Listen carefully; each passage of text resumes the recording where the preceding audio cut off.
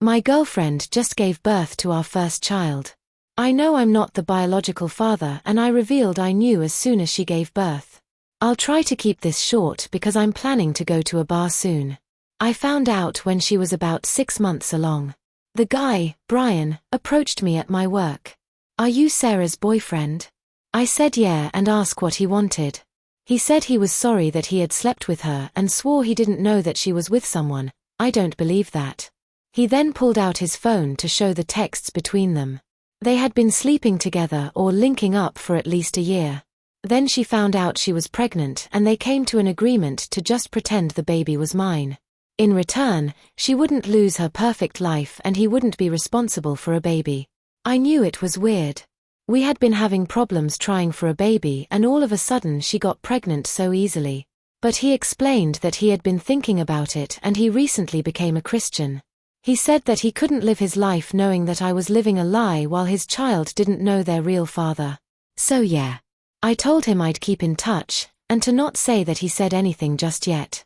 I've had a lot of time to think, but ultimately I decided to wait until she gave birth. To hurt her in her most vulnerable moment. I'll spare the details, but she went into labor, baby was born, and was taken to the NICU to be monitored for a bit. What should have been a beautiful moment of me holding my baby, was the most heartbreaking time of my life. Just knowing he was not mine hurt me. Once she was sewn up and comfortable, I started packing up my stuff to leave. She asked where I was going and I just told her. I know I'm not baby's name's father. You can act all shocked, but I know. Just ask Brian to come, I'm positive he'll sign the birth certificate. Then I left. She's been calling my phone over and over, even sending texts as I type this, and has even gotten her sister to call me a few times. It was hard pretending these last few months, but I think I'm satisfied. I feel really heartbroken though. I was planning to propose to her on the day our baby was born. I was gonna make her the happiest woman ever. Oh well. I'm going to go get shit-faced now. Small update, head hurts, but I'm home and safe. I wasn't really expecting this to gain as much traction as it did, but I'll clear up a few things. Brian is going to be in the baby's life if it's his. I don't care what anyone says, I'm sure the kid isn't mine. I'll go get tested, but me and Brian have been in contact since last night and there isn't a doubt in my mind. For those of you calling me a psychopath or whatever, I don't really care. You'll all forget about this post in a day anyway, while I'll have to live with this shit for the rest of my life. What I did wasn't amazing, but I don't care. All I ever did was treat her amazing, and this is how she pays me back. If you think this is fake, go read something else. Doesn't matter to me. Update December 27, 2022, 3 weeks later. Hi everyone. I just wanted to start by saying I would have updated sooner, but it takes a bit to get test results back. I've also been working on myself in the time being. Thanks for all the support. I'll cut to the chase. I am not the father. But I already knew that already deep down. Brian and the baby are a match, so that pretty much answers that question. He's very excited to be a dad, even despite the circumstances. We've kept in touch this whole time and he's actually a really great guy. Goes to church now, volunteers at shelters, etc. I'm not sure if we'll continue to stay in touch after this, but I wouldn't mind getting a drink with him every once in a while. I hope the kid does great in life. He should, with Brian as his dad. As for Sarah, around the time I posted she had asked Brian to be with her officially since there was nothing to hide. As far as I know, he has not taken her up on that offer and just wants to co-parent for the sake of being in his kid's life. I think that's very smart of him, honestly. Me and her have talked as well. We talked about where it all went wrong. She felt as though I wasn't there for her fully and just felt unfulfilled. Which I understand. I wasn't always the best guy, but I treated her the best I could. I guess it just wasn't meant to be. She started crying and I did give her a hug, but I made sure she knew it wasn't 'cause I cared about her. She's offered to stay friends and for me to visit if I want, but I declined.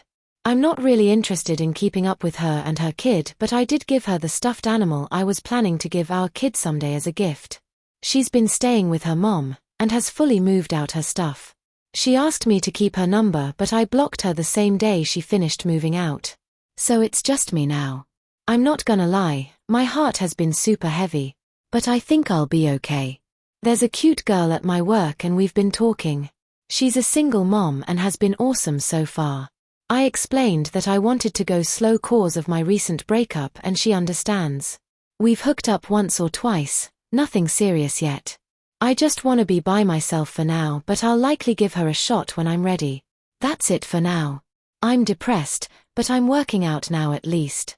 I never want to talk to Sarah and will likely never see her again. It sucks cause she was such a big part of my life, but that's gone now. Thanks for all the support. I'll answer questions if you guys have more.